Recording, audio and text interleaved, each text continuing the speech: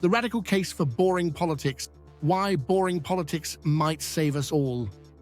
After digging through inequality, privatization, democratic distortions, collapsing social care, slashed education budgets, chronic underinvestment, donor capture, and the small matter of Brexit, the conclusion is painfully obvious.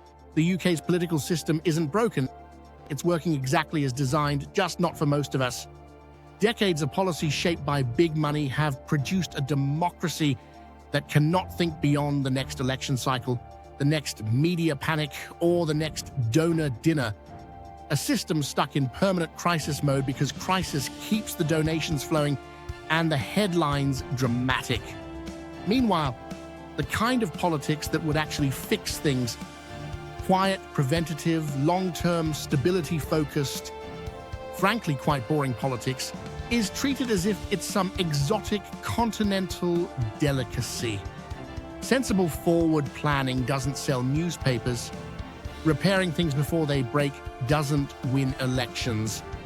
And boring but competent governance has all the political sex appeal of a damp spreadsheet.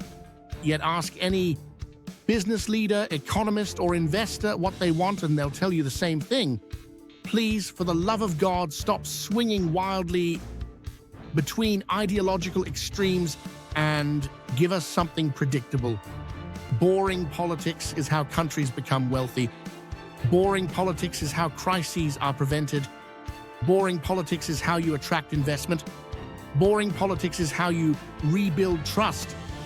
But you can't get boring politics from a system addicted to donor money, media theatrics, and perpetual instability. And you certainly can't get it from a political class that keeps selling off public assets and then wonders why everything costs more and works worse. Which brings us to the radical bit. Being a radical for me does not mean lighting torches, seizing the means of production, or any of the cartoonish nonsense usually thrown around. It simply means looking calmly at the evidence and concluding that small nudges won't work, polite reforms won't work, transparency tweaks won't work, and business as usual absolutely will not work. Not when the majority of citizens are structurally locked out of the decisions that shape their lives. The scale of the damage demands big steps, not cosmetic adjustments, a new approach to ownership, strict limits on political money, serious reinvestment in education and skills, rebuilding shared infrastructure, reversing the democratic distortions caused by inequality, and, yes, creating the stable, boring political environment that businesses and citizens desperately need. Radicalism in this context is nothing more dramatic than saying out loud, we cannot mend this with sticking plasters. We need to rebuild the system so it finally serves the people who live in it. Turkeys don't vote for Christmas. Political parties won't vote to limit their donors.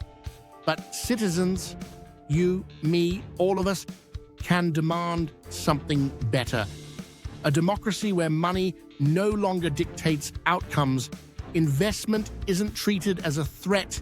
Education is valued, inequality is confronted, not exploited, national decisions cannot be bought, and the future is planned with courage rather than fear.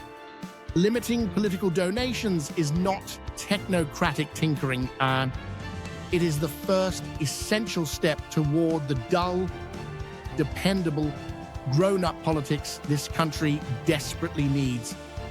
And that, having looked at the evidence with clear eyes, is why I am an advocate for radical change that will make politics more boring.